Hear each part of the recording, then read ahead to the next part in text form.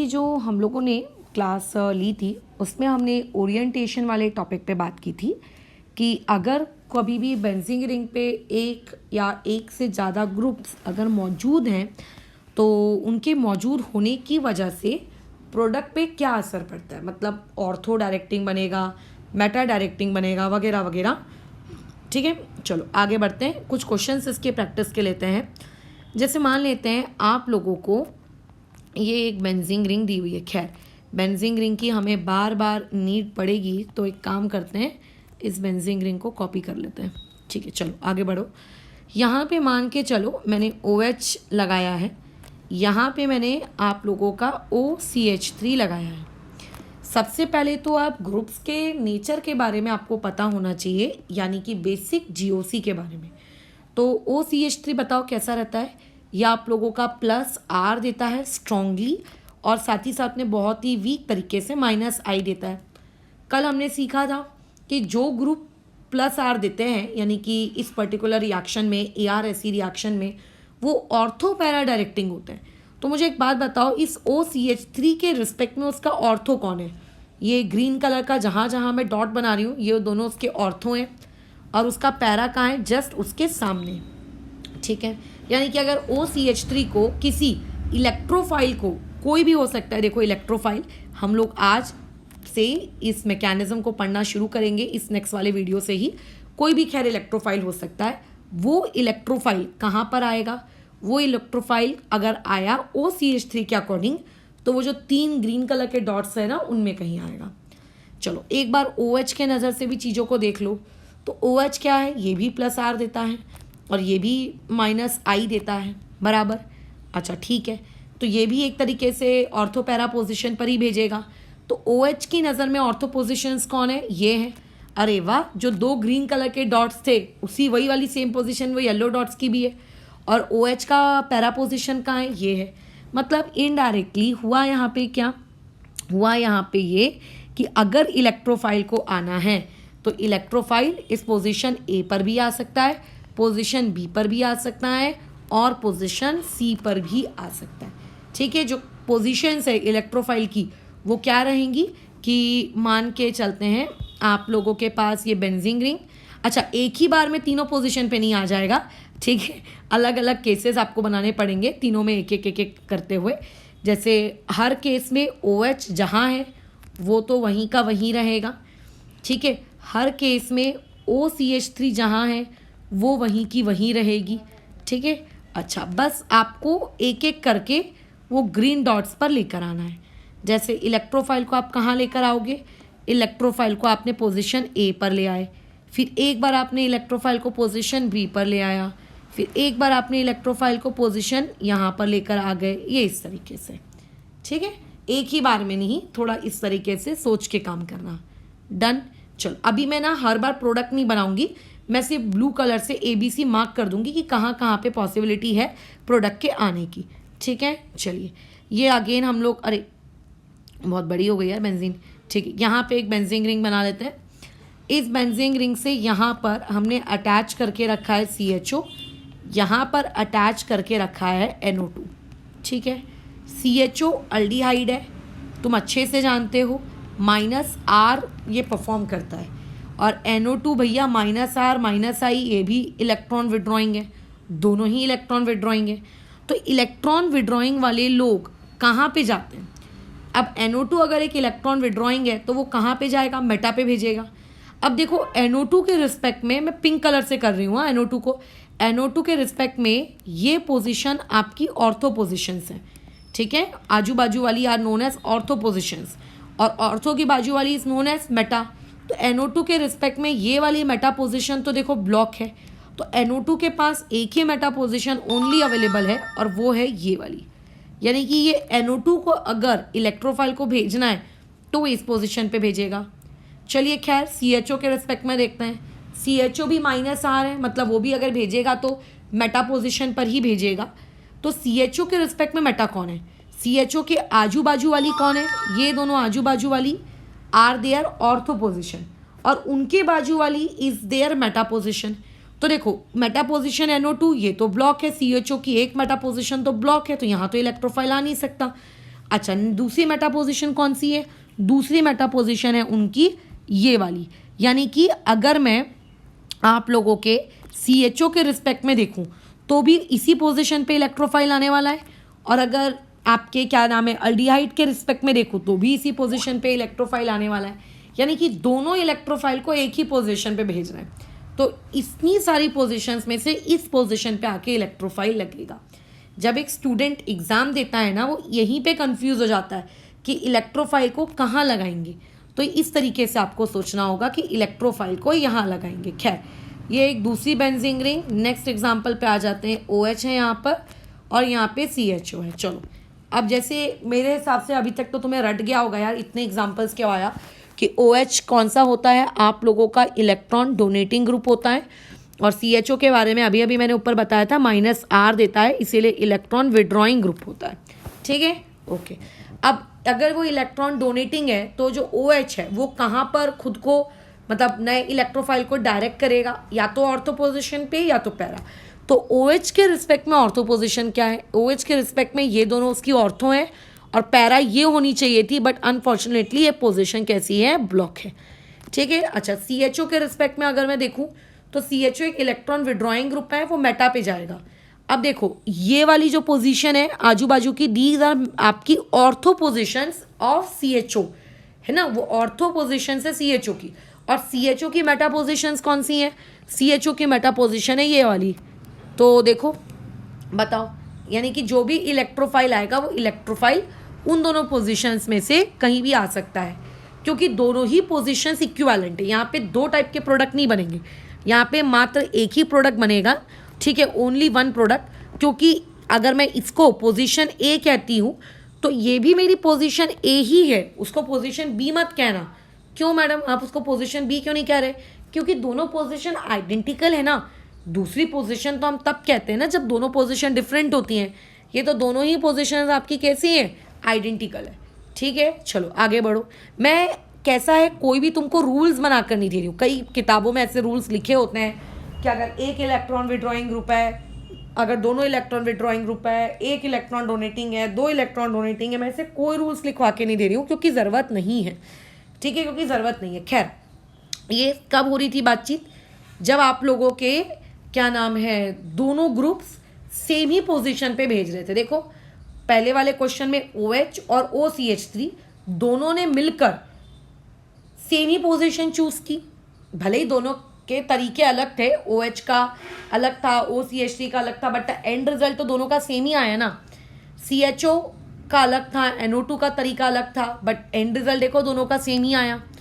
OH तो पूरा ही अलग था, एक डोनेटिंग था, एक विड्रॉइंग था, देखो एंड रिजल्ट तो सेम ही आया। बट आपको ऐसे कई एग्जांपल्स मिल सकते हैं, जैसे कि एक एग्जांपल मैं आपको फिलहाल देती हूँ।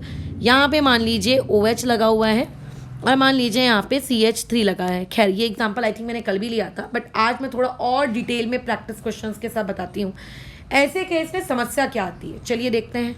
पहले तो OH कहाँ कहाँ भेजेगा। अब जानते हो कि OH इलेक्ट्रॉन डोनेटिंग ग्रुप है ना, +R शो करता है और -I देता है। और CH3 बेचारा या तो +I करेगा या तो हाइपर कंजुगेशन करेगा।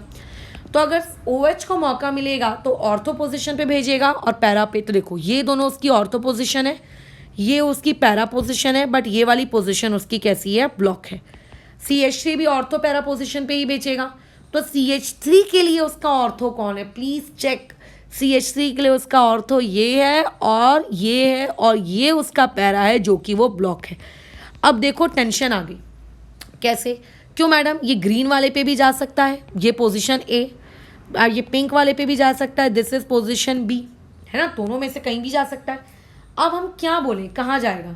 मान लेते हैं तुमने कहा कि मैडम 2 प्रोडक्ट बना दो, मैं कहूँगी चलो 2 प्रोडक्ट बना दो। वो जो दो आपकी पोजीशन A है वो दोनों इक्विवेलेंट है, आप कहीं पे भी लगा लो, कोई फ़र्क नहीं पड़ता। तो मान लेते किसी ने इलेक्ट्रोफाइल यहाँ लगा दिया। एक पॉसिबिलिटी ये भी हो सकती है कि आप ऊपर में वो जो OH है उसका जो इलेक्ट्रोफाइल है पोजीशन B पे लगा दो। एक पॉसिबिलिटी ये भी हो सकती है। बट द पॉइंट इज कि दोनों में से अगर मुझे मान लेते हैं क्वेश्चन में ऐसा पूछ लिया जाए कि मेजर प्रोडक्ट कौन सा है, तब मैं कैसे बताऊंगी? क्योंकि अभी तक मैंने जो काम किया, इस काम में बोलो क्या हो रहा था? इस काम में आप लोगों का ऊपर वाले जितने भी एग्जाम्पल लिए दोनों ही ग्रुप ऑलमोस्ट सेम पोजीशन पे भेज रहे थे, है ना, दोनों ही ग्रुप सेम पोजीशन पे भेज रहे थे बराबर उस इलेक्ट्रोफाइल को। बट इस वाले केस में वो जो दोनों ही ग्रुप्स हैं वो इलेक्ट्रोफाइल को अलग अलग जाने के लिए बात कर रहे हैं।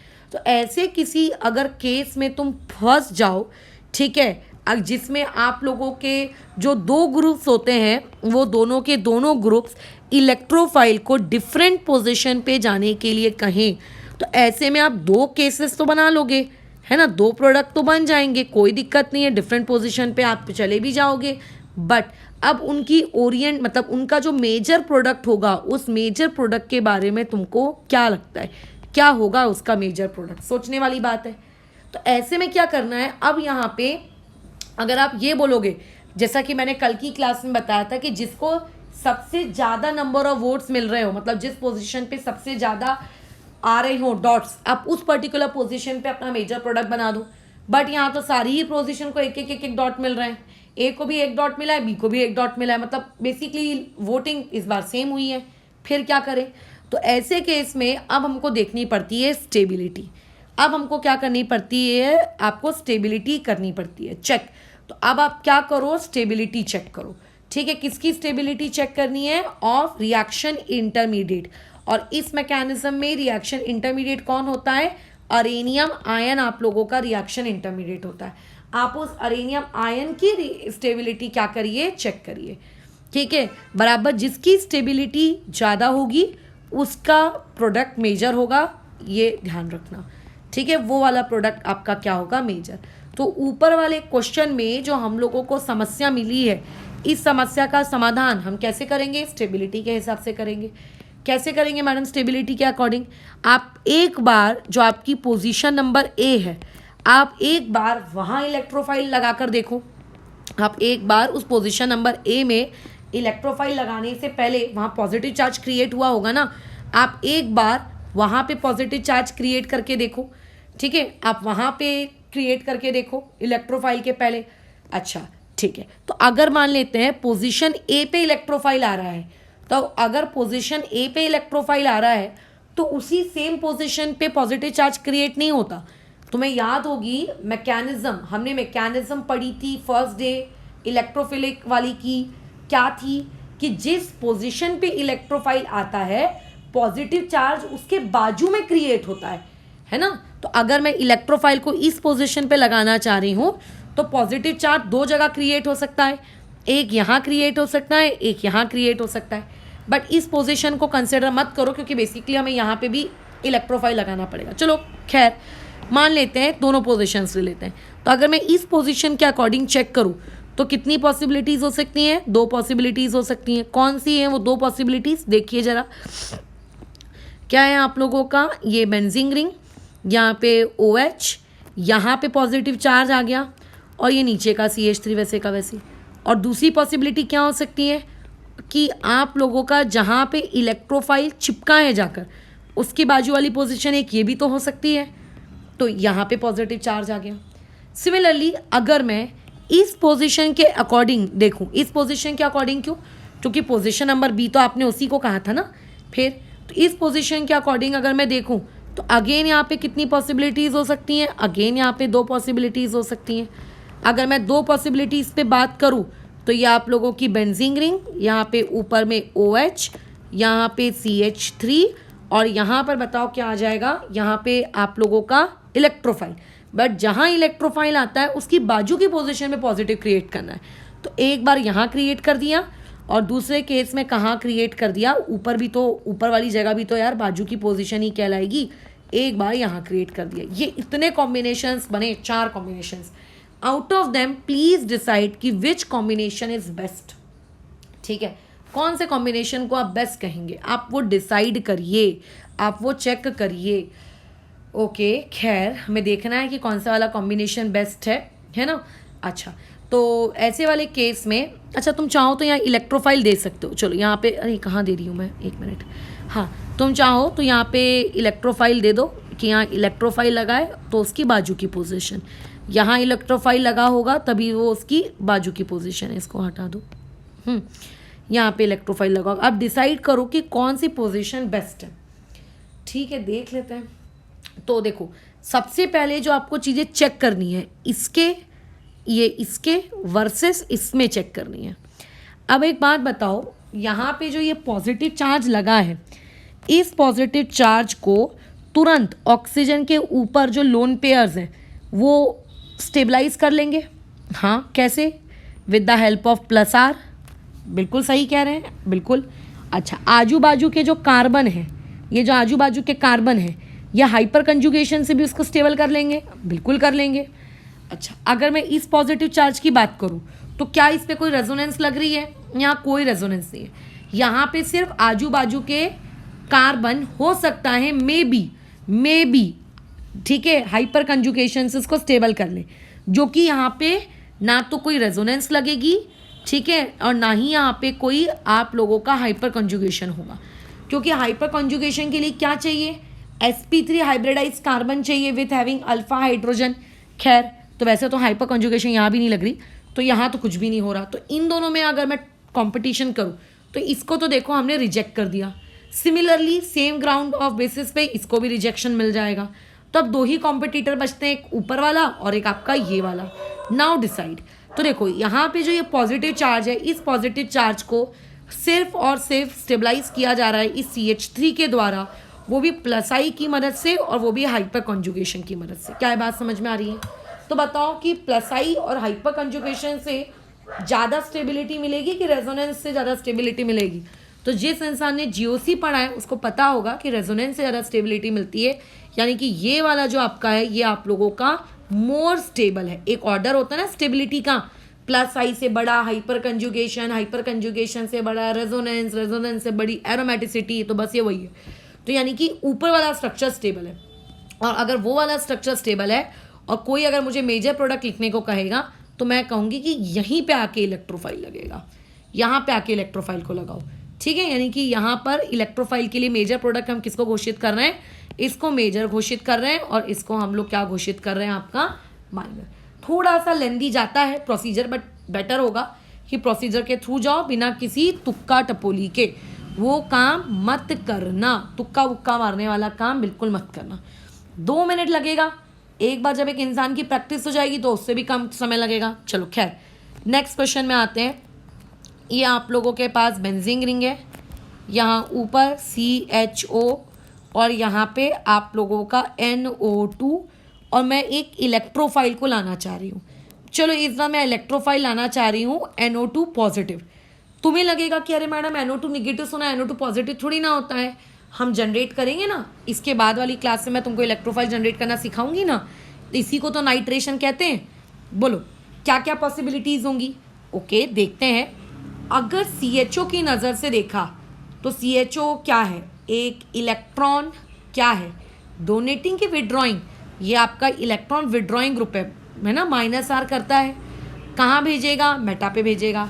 CHO के लिए उसकी मेटा कौन है? CHO के लिए उसकी मेटा एक ये है। एक मिनट, हेलो,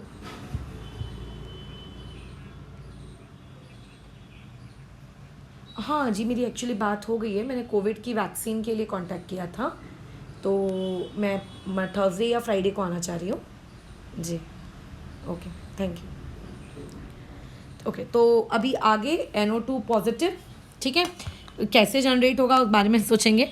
बट खैर, इसका मेटा पोजीशन क्या है? एक मेटा पोजीशन इसकी ये होगी, एक मेटा पोजीशन इसकी ये होगी। दोनों इक्विवेलेंट है यार, क्या फ़र्क पड़ता है। लेकिन अगर NO2 के नज़र से देखोगे तो NO2 की नज़र से बोलो क्या होगा? NO2 की नज़र से आप लोगों के पास एक उसका मेटा पोजीशन एक ये होगा और एक मेटा पोजीशन उसका ये होगा। दोनों इक्विवेलेंट है। लेकिन मैं नए वाले NO2 पॉजिटिव को कहाँ लगाऊं? ब्लू वाली मार्किंग पे जाके लगाऊं कि मैं रेड वाली मार्किंग पे लगाऊं? मेजर प्रोडक्ट में क्या लिखूं? तो इसको हम सॉल्व कैसे करेंगे? हम लोग पॉसिबिलिटीज़ बनाएंगे, है ना। हम पॉसिबिलिटीज़ बनाएंगे। हम कैसी पॉसिबिलिटीज़ बनाएंगे? देखिए, पहले तो मैं 4 रिंग बना लेती हूँ, क्योंकि 4 पॉसिबिलिटीज़ बनती हैं, और जिसमें से मैं जानती हूँ कि कौन सी वाली पॉसिबिलिटी को रिजेक्ट करते हैं। इस वाली पोजीशन पे पॉजिटिव चार्ज और इस वाली पोजीशन के पॉजिटिव चार्ज को रिजेक्ट ही कर दिया करो सीधे सीधे। खैर, इस बार बना लेते हैं, अगली बार रिजेक्ट कर देंगे, ठीक है। हर जगह आपको क्या दिखेगा? हर जगह आपको ऐसे CHO लगा देना है, ठीक है, क्योंकि CHO थोड़ी ना कहीं जाएगा। ओके। और उसके बाद यहाँ पे क्या है, यहाँ पे आप लोगों का NO2 आएगा, यहाँ पे NO2 आएगा, यहाँ पे NO2 आएगा और यहाँ पे NO2 आएगा, राइट। ओके। अच्छा, अब पॉजिटिव कहाँ देना है, देखो अगर नया वाला इलेक्ट्रोफाइल कौन है, NO2 पॉजिटिव, बट फिलहाल के केस में मैं लिख रही हूँ E, समझ जाना कि ये इलेक्ट्रोफाइल। अगर नए वाले इलेक्ट्रोफाइल को मैं ब्लू पोजीशन पे लगाती हूँ तो पॉजिटिव चार्ज कहाँ कहाँ आएगा। अच्छा, पॉजिटिव चार्ज कहाँ कहाँ आएगा, पॉजिटिव चार्ज आपका उसकी आजू बाजू वाली पोजीशंस पे आएगा। अच्छा, जब पॉजिटिव चार्ज आता है तब एरोमेटिसिटी लूज हो जाती है, ठीक है, ध्यान रखेंगे। तो खैर अभी इस तरीके का कुछ रहेगा। अभी हम लोगों को एक मिनट देखो, एक मैं बात बता दूँ तुमको, जब आप लोगों का पॉजिटिव चार्ज आता है ना तब एरोमेटिसिटी लूज हो जाती है, तुम भी जानते हो। अब उसके अकॉर्डिंग मुझको बार बार क्या बनाने पड़ रहे हैं, पाई बॉन्ड्स बनाने पड़ रहे हैं। तो मैं अपनी सिंप्लिसिटी के लिए यहाँ पे आधा ही गोला बना रही हूँ। आधा गोला मतलब पाई बॉन्ड पूरी बेंजीन रिंग पे नहीं है, 3 में से सिर्फ 2 जगह पर है और एक जगह वहाँ पे पॉजिटिव चार्ज है, ठीक है। क्योंकि हर बार मेरे को अच्छा नहीं लग रहा है कि वो सोच सोच के बनाना कि कहाँ पर आप लोगों का बॉन्ड होगा, है ना, ये सोचना मुझे अच्छा नहीं लग रहा और कोई मतलब भी नहीं ना उसको सोच कर, क्योंकि नेक्स्ट स्टेप में तो वैसे भी एरोमेटिक हो जाना है उसने, राइट। ओके, फिर पॉजिटिव कहाँ आएगा, पॉजिटिव एक बार यहाँ आएगा। इमेजिन करिए कि हम इलेक्ट्रोफाइल को यहाँ लगाते हैं, यहाँ पर। तो अगर मैं इलेक्ट्रोफाइल को यहाँ लगाती हूँ तो पॉजिटिव कहाँ आएगा, उसके बाजू पर। अगर इलेक्ट्रोफाइल को यहाँ लगाते हैं तो पॉजिटिव कहाँ पे आएगा, यहाँ पर। अब इसमें टोटल 4 केसेस बने। 4 केसेस में से आपको 2 केसेस रिजेक्ट करने ही है। कौन से 2 केसेस रिजेक्ट करने हैं, ये दोनों केसेस तो हमें रिजेक्ट करने हैं क्योंकि इनकी स्टेबिलिटी तो उतनी कोई खास होगी नहीं। खैर, अच्छा, बाद में सोचेंगे। अब आपको डिसाइड करना है कि ये वाला आपका ज़्यादा स्टेबल है कि ये वाला आपका ज़्यादा स्टेबल है। तो देखो यहाँ पे CHO के बारे में तुम क्या जानते हो कि आपका जो CHO है ये क्या करता है, -R देता है, हम सब जानते हैं, है ना।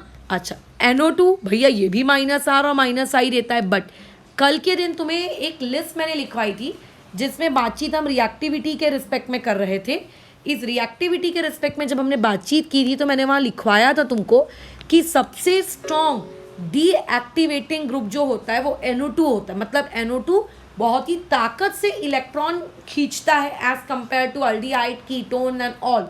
तो इसका मतलब अगर कोई तुमसे ये पूछे कि CHO का -R ज़्यादा है कि NO2 का -R ज़्यादा है तो NO2 का -R ज़्यादा होता है।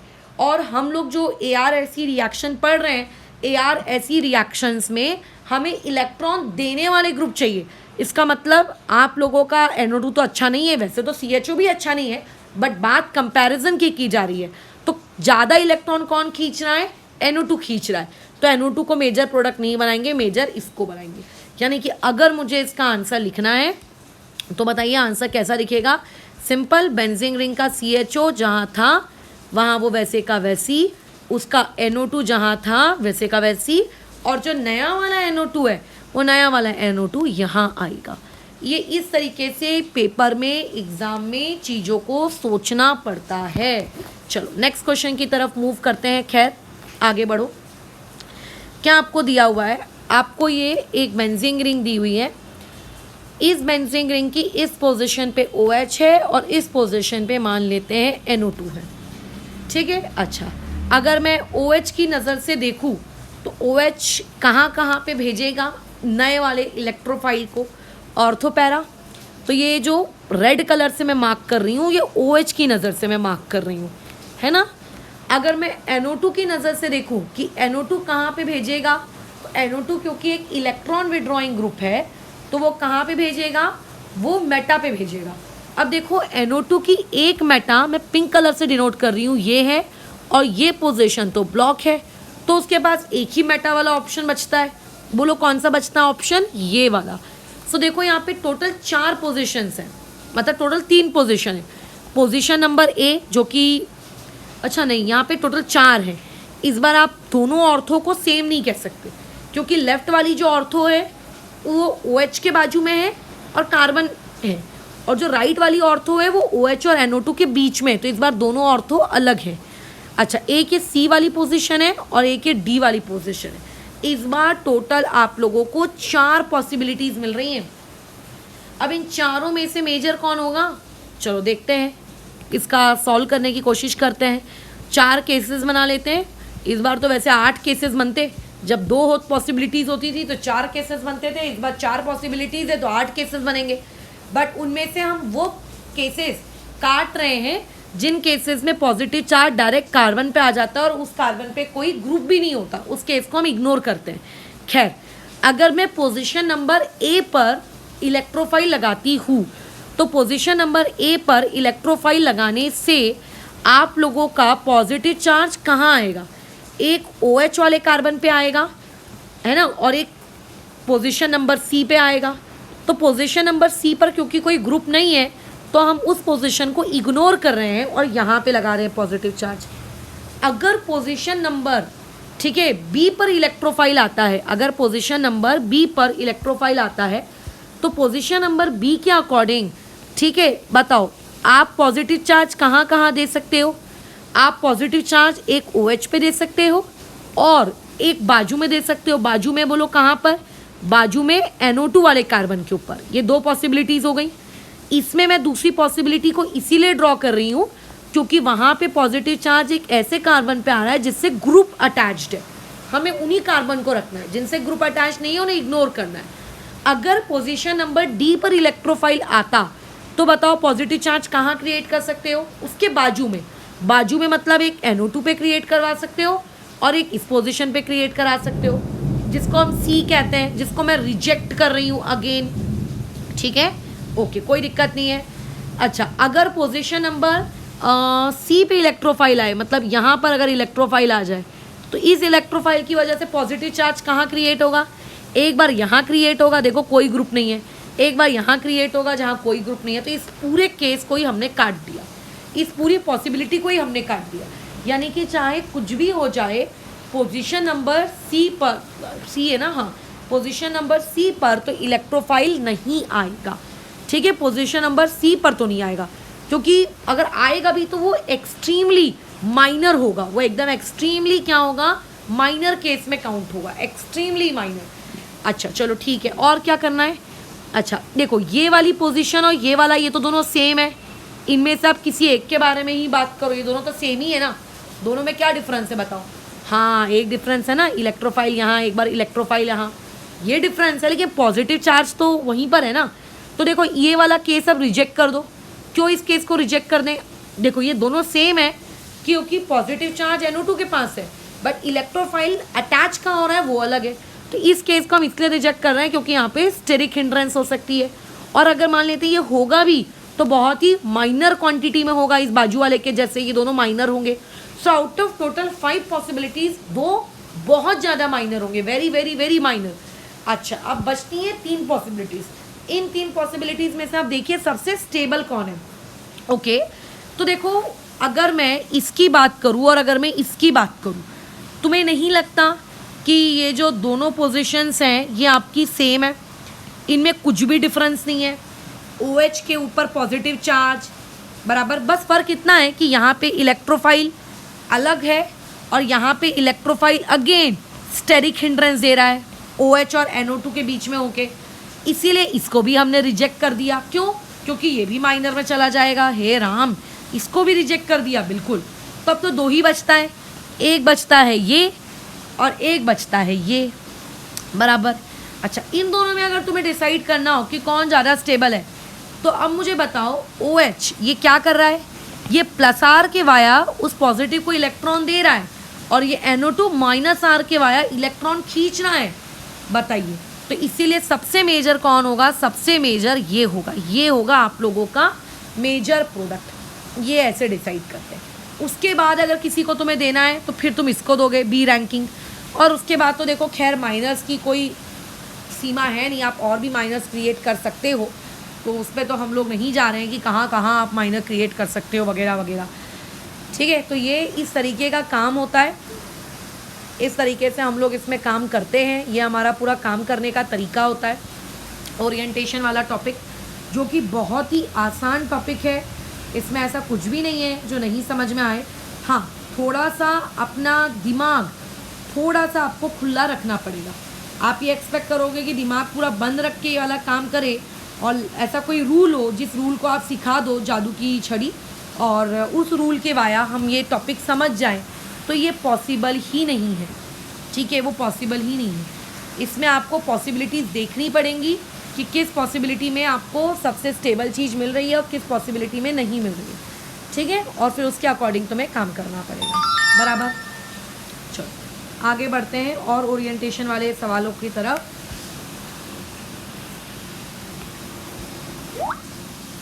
चलो आ जाओ इधर पे। ये आप लोगों का मान लेते हैं रिंग है। अब देखो, दो जो सब्स्टिट्यूशन जब होती हैं, मेरे हिसाब से अब तुम वो दो सब्स्टिट्यूशन वाले काम तो खैर कर सकते हो, मुझे नहीं लगता कि उसमें तुम्हें कोई दिक्कत होगी। एक बार ट्राई सब्स्टिट्यूटेड के साथ भी काम करते हैं। वैसे ये क्वाइट रेयर है, इस टाइप की चीज़ें आपको नहीं मिलेंगी, बट फिर भी स्टिल। चलो बताओ, OH कहाँ पे भेजेगा? ऑर्थो और पैरा पे। तो OH के रिस्पेक्ट में उसके ऑर्थो और पैरा को मैं रेड कलर से मार्क कर रही हूँ। ये उसके दोनों ऑर्थो हैं, ठीक है, और ये पैरा है। ये तो खैर ब्लॉक है ना। अच्छा कोई बात नहीं। CH3P इलेक्ट्रॉन डोनेटिंग है, ये भी ऑर्थो और पैरा पे ही भेजेगा। तो CH3 के लिए उसके ऑर्थो और पैरा को मैं पिंक कलर से मार्क कर रही हूँ। तो ये उसका ऑर्थो है, ये उसका पैरा है, और एक ऑर्थो उसका बोलो कैसा है? ब्लॉक है। चलो ठीक है, कोई दिक्कत नहीं। NO2 कैसा है? इलेक्ट्रॉन विड्रॉइंग, तो वो मेटा पे भेजेगा। तो उसके मेटा कौन है? उसका मेटा एक ये है, उसका मेटा एक ये है। तो ऐसे केस में जो भी इलेक्ट्रोफाइल आएगा, उस इलेक्ट्रोफाइल के पास दो ऑप्शंस हैं। वो इस पोजीशन A पर भी आ सकता है और पोजीशन B पर भी आ सकता है। क्या तुमको ये दोनों पोजीशन सेम दिखती हैं क्या? नहीं, ये दोनों पोजीशन सेम नहीं है। माना कि दोनों पोजीशन ऑर्थो वाली हैं, बट सेम नहीं है। माना कि दोनों को सेम वोटिंग मिली है, बट दोनों सेम नहीं है, क्योंकि ये वाली जो पोजीशन है, बाप रे कितनी तेज बारिश है यार, ये वाली चीज़ आपकी स्टेरिकली हिंडर्ड है। ठीक है, ये वाली जो चीज़ है आपकी स्टेरिकली हिंडर्ड है। बराबर। तो ऐसे में अगर मान लेते हैं मैं तुमसे कहूँगी कि यहाँ पे मेजर प्रोडक्ट क्या होगा, तो मेजर प्रोडक्ट लिखते वक्त जहाँ पे OH है वो वहीं का वहीं रहेगा, जहाँ पे CH3 है वो वहीं का वहीं रहेगा, और इलेक्ट्रोफाइल जो है आप लोगों का इस पर्टिकुलर पोजीशन पे आ जाएगा। ठीक है, इलेक्ट्रोफाइल आप लोगों का इस पर्टिकुलर पोजीशन पे आएगा। This will be called as your major. और अगर तुम दूसरा केस लिखते हो, वो इस A पोजीशन पे भेजने वाला केस अगर तुम लिखते हो, तो वो भी तुम्हारा आंसर है, but that will be counted as your which position? That will be counted as your minor product. वो माइनर प्रोडक्ट में गिना जाएगा। ठीक है, तो दोनों को सेम वोटिंग मिली है, और या मैं ऐसा कहूँ कि दोनों को क्या कहते हैं, तीनों तरफ से सेम ही सेम सराउंडिंग मिल रहा है, ऐसा नहीं। अब ये देखना कहीं आप लोगों का ग्रुप जो है वो स्टेरिकली हिंडर्ड लोगों के बीच में तो नहीं आ गया है, कहीं स्टेरिक हिंड्रेंस का शिकार तो नहीं हो गया कहीं वो। ये आप लोगों को हमेशा चेक करना है। ठीक है, अगर वो स्टेरिक हिंड्रेंस का शिकार है तो आपको उसको बचाना पड़ेगा। जब आप उसको बचाओगे, है ना, बेचारा फिर आपका क्या करेगा? आगे प्रोडक्ट बनाएगा। डन। तो मुझे नहीं लगता कि इसमें कुछ ऐसा कठिन कार्य है जो तुमको नहीं समझ में आया। बहुत ही सिंपल सा ये टॉपिक था। और क्वेश्चंस के साथ इसके एग्जांपल्स को देखते हैं।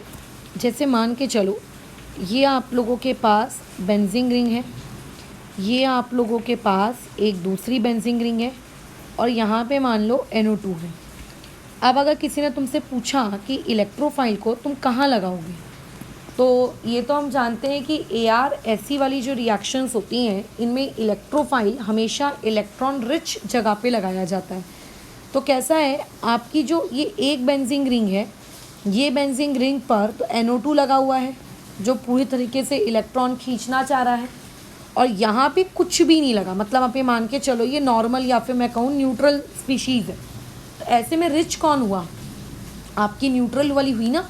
तो अब आपको इतना समझ में आ गया है कि हम लोग जो इलेक्ट्रोफाइल लगाएंगे वह आप लोगों की इस वाली रिंग में लगाएंगे। जब भी आपको दो रिंग्स के क्वेश्चन आए, तो सबसे पहले आपको ये नहीं सोचना है कि किस पोजीशन पे लगाना है, पहले तो किस रिंग को चूज़ करना है वो आपको सोचना है।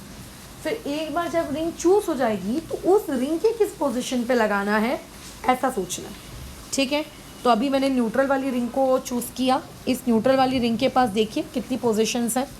एक ये पोजीशन है, एक ये पोजीशन है, एक ये, एक ये, एक ये, और खैर ये वाली पोजीशन तो आप लोगों की ब्लॉक है। अब जब भी ये 2 रिंग वाला सवाल आता है ना, तो आप ध्यान रखना इसमें जनरली जो आपका पैरा पोजीशन होती है, यानी कि ये वाली, यहाँ पर इलेक्ट्रोफाइल आएगा और इसी को हम लोग हमारा मेजर प्रोडक्ट कहेंगे। ऑर्थो पे हम जनरली अवॉइड करते हैं, ठीक है, और क्योंकि उसमें थोड़ा स्टेरिक हिंड्रेंस वाला कुछ फैक्टर हो सकता है, तो आपको उतना डिटेल में नहीं जाना है, आपको बस पैरा पे लगा के अपने प्रोडक्ट को मेजर घोषित कर देना है। अब जैसे मान लो ऐसा ही एक सवाल और होता, ये मान के चलिए आपके पास बेंजीन रिंग लगा है, इधर में C डबल बॉन्ड O, इधर में ऑक्सीजन और यहाँ पे एक और बेंजीन रिंग लगा है। 2 बेंजीन रिंग वाला सवाल है। सबसे पहले तो ये डिसाइड करो कि कब क्या कैसे। तो देखो इस बेंजीन रिंग पर जो C डबल बॉन्ड O लगा है, ये C डबल बॉन्ड O क्या कर रहा होगा, ये C डबल बॉन्ड O आप लोगों के उस लेफ्ट वाली बेंजीन रिंग के ऊपर इलेक्ट्रॉन को खींच रहा होगा, यानी कि ये उसके लिए इलेक्ट्रॉन विड्रॉइंग ग्रुप के जैसे एक्ट कर रहा है। अच्छा, और बाजू वाली रिंग से देखो कौन जुड़ा हुआ है, बाजू वाली रिंग से ऑक्सीजन जुड़ा हुआ है, जो रेजोनेंस के वहाँ इलेक्ट्रॉन दे रहा होगा, तो ये उसके लिए इलेक्ट्रॉन डोनेटिंग ग्रुप के जैसे एक्ट कर रहा है। तो अब क्या हो जाएगा, हम लोग इलेक्ट्रॉन डोनेटिंग वाले को देंगे इलेक्ट्रोफाइल, और जैसा कि अभी मैंने ऊपर बताया कि जो आपका इलेक्ट्रोफाइल है बिना सोचे समझे इस पैरा पोजीशन पे दे देना, ये पैरा पोजीशन पे आप लोगों का इलेक्ट्रोफाइल आ जाएगा और ये आप लोगों का क्या कहलाएगा, मेजर प्रोडक्ट कहलाएगा। दैट्स ऑल, डन हो गई कहानी, ठीक है। तो जब 2 बेंजीन रिंग वाले सवाल आए तब इस तरीके से उसको अप्रोच करोगे। एक पॉसिबिलिटी और हो सकती है, जैसे मान के चलिए आप लोगों को ऐसे में ये एक बेंजीन रिंग दी हुई है, ये दूसरी बेंजीन रिंग दी हुई है, ये मान लेते हैं तीसरी बेंजीन रिंग दी हुई है। अब बताओ कहाँ लगाओगे। तो ऐसे में तुम देखो कि जो बेंजीन रिंग है ये इस वाली बेंजीन रिंग को रेजोनेंस से इलेक्ट्रॉन दे रही होगी, ये वाली बेंजीन रिंग भी इसको रेजोनेंस से इलेक्ट्रॉन दे रही होगी। मतलब जो बीच वाली बेंजीन रिंग है वो बेसिकली अपने आजू बाजू की दोनों बेंजीन रिंग से क्या कर रही होगी, इलेक्ट्रॉन ले रही होगी। तो सबसे पहले तो बीच वाली बेंजीन रिंग पे इलेक्ट्रोफाइल लगेगा। अब डिसाइड करें कि कहाँ लगेगा। तो देखो इसमें हम जैसी बात करते थे कि पैरा पोजीशन पे लगा देना, तो इसकी अगर ये वाले ग्रुप को देखूँ तो ये पैरा है जो कि ब्लॉक्ड है, अगर इस वाले ग्रुप को देखूँ तो ये पैरा है जो कि ब्लॉक्ड है। ऐसे में आप क्या करें, अब ऐसे में अब आपके पास जो 4 पोजीशंस बच जाती हैं, आप इन चारों में से कहीं भी लगा सकते हो, क्योंकि ये जो ऑल 4 पोजीशंस जो हैं, ये ऑल 4 पोजीशंस आप लोगों की कैसी हैं, इक्विवेलेंट है। क्यों, क्योंकि आजू बाजू 2 ग्रुप्स लगे वो भी सेम है और कोई ग्रुप उस बेंजीन रिंग में नहीं है जिसकी वजह से कोई डिफरेंस क्रिएट हो, इसीलिए चारों की चारों पोजीशंस आप क्या कहेंगे, इसको इक्वल मानकर चलेंगे, ठीक है। इसको क्या मान के चलेंगे, आप इक्वल मानकर चलेंगे। ये इस तरीके से काम तुमको करना होगा। बहुत ही सिंपल सा काम है, ऐसा कुछ भी नहीं है कि बहुत बड़ा दिमाग लगाना पड़ रहा है, आइंस्टाइन लेवल का समथिंग लाइक, ऐसा कुछ भी नहीं। अच्छा, अब जैसे मान लो एक सवाल ये है, ये बेंजीन रिंग, इस बेंजीन रिंग से मैंने ये वाली चीज़ अटैच कर दी है ना, ये वाली चीज़ अटैच कर दी है। अब तुम तो जानते हो कि इसके साथ क्या होने वाला है, बताओ।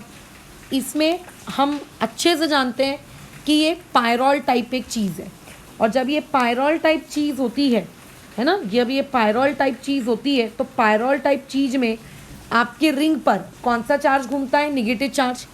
अच्छा, अब निगेटिव चार्ज जो घूम रहा है, ठीक है, पायरोल टाइप चीज़ के ऊपर, वो निगेटिव चार्ज कहाँ होगा, वो निगेटिव चार्ज पहले यहाँ आएगा, बराबर हो सकता है निगेटिव चार्ज फिर आप लोगों का यहाँ कहीं आए, बट क्योंकि ये वाला निगेटिव चार्ज इस नाइट्रोजन के करीब है, मतलब नाइट्रोजन वहाँ पे क्या कर रहा है, बहुत आसानी से अपने इलेक्ट्रॉन दे पा रहा है, तो उस पर्टिकुलर पोजीशन पे आओ और आकर आप लोग अपना इलेक्ट्रोफाइल लगा दो। तो कैसा है, पायरोल के केस में या फिर जो फ्यूरान होता है उसके केस में जो नेगेटिव चार्ज होता है ना, वो जनरली हम लोग क्या करते हैं, वो ये बाजू में ही लगा देते हैं उस एटम के, क्योंकि कैसा है, बाजू में लगा देने से वो रेजोनेंस के वाया बहुत ही आसानी से क्या कर पाता है, दे पाता है, क्या दे पाता है, आप लोगों का रेजोनेंस के वाया इलेक्ट्रॉन्स, तो उसकी स्टेबिलिटी को अल्टीमेटली क्या करता है, बढ़ाता है, ठीक है। तो ये कहानी थी। अब इसको फ़िलहाल यहाँ पे हम रोकते हैं, इसके बाद वाली चीज़ में हम लोग किस टॉपिक पे बात करेंगे, आप लोगों का मैं क्या